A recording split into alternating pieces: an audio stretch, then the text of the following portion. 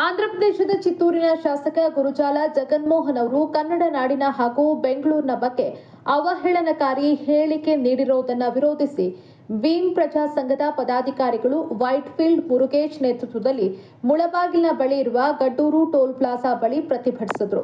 ಇದೇ ಸಂದರ್ಭದಲ್ಲಿ ಭೀಮ್ ಪ್ರಜಾ ಸಂಘದ ಅಧ್ಯಕ್ಷ ವೈಟ್ಫೀಲ್ಡ್ ಮುರುಗೇಶ್ ಮಾತನಾಡಿ, ಶಾಸಕ ಗುರುಜಾಲ ಜಗನ್ಮೋಹನ್ ಅವರು ಬೆಂಗಳೂರಿನ ಬಗ್ಗೆ ಅವಹೇಳನಕಾರಿ ಹೇಳಿಕೆ ಕೊಟ್ಟಿರುವುದು ಕನ್ನಡಿಗರಿಗೆ ನೋವನ್ನು ಉಂಟು ಮಾಡಿದೆ. ಈ ಕೂಡಲೇ ಅವರು ಬಹಿರಂಗ ಕ್ಷಮೆ ಕೇಳಬೇಕು, ಇಲ್ಲವಾದಲ್ಲಿ ಮುಂದಿನ ದಿನಗಳಲ್ಲಿ ಅವರ ಯಾವುದೇ ಕಾರ್ಯಕ್ರಮ ನಡೆಯುವುದಕ್ಕೆ ಅವಕಾಶ ನೀಡುವುದಿಲ್ಲ ಅಂತ ಎಚ್ಚರಿಕೆ ನೀಡಿ ಪ್ರತಿಭಟನೆಯ ಬಗ್ಗೆ ವಿವರಿಸಿದರು. ಈ ದಿನ ನಾವು ಕರ್ನಾಟಕದ ಗಡಿ ಭಾಗ ಏನೋ ವಯಾ ಆಂಧ್ರ ಪ್ರದೇಶಕ್ಕೆ ಹೋಗುವಂತ ಈ ಟೋಲ್ ಬಳಿ ನಾವು ಇದ್ದೀವಿ. ಉದ್ದೇಶ ಏನೋ ಸುಮಾರು 4-5 ದಿನಗಳಿಂದ ಏನೋ ಚಿತ್ತೂರು ಶಾಸಕರಾದಂಥ ಗುರುಜಾಲ ಜಗನ್ಮೋಹನ್ ರವರ ಹೇಳಿಕೆಯನ್ನು ಖಂಡಿಸಿ ನಾವು ವೈಟ್ಫೀಲ್ಡ್ ಠಾಣೆಯಲ್ಲಿ ನಾವು ಏನು ಕಂಪ್ಲೇಂಟ್ ಕೊಟ್ಟಿದ್ವಿ.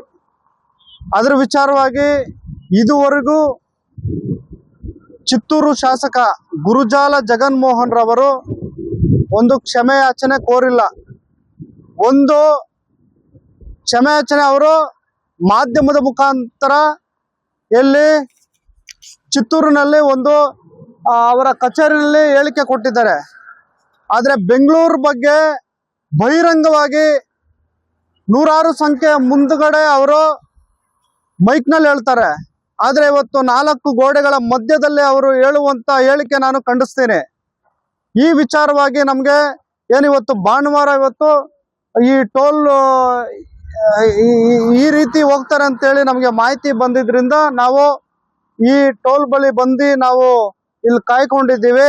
ಹಾಗಾಗಿ ನಾವು ಮತ್ತೆ ಯಾಕಪ್ಪ ಬಂದ್ರಿ ಅಂತ ಹೇಳಿದ್ರೆ ನೋಡಿ ಸ್ನೇಹಿತರೆ, ಇದು 30ನೇ ತಾರೀಕು ನಾವು ವೈಟ್ಫೀಲ್ಡ್ ಠಾಣೆಯಲ್ಲಿ ನಾವು ಕಂಪ್ಲೇಂಟ್ ಕೊಟ್ಟಿರ್ತೀರಿ.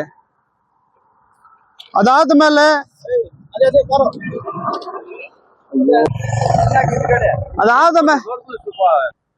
ಯಾರೋ ಅವರ ಅಭಿಮಾನಿಗಳಿರ್ಬೋದು.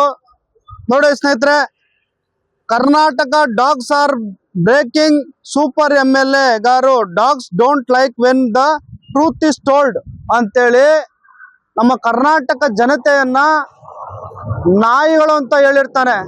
ಅವರನ್ನ ಕೂಡಲೇ ಕಾನೂನು ರೀತಿ ಕ್ರಮ ಜರುಗಿಸಬೇಕು. ಮತ್ತೆ ಏನು ದಲಿತ ಸಂಘ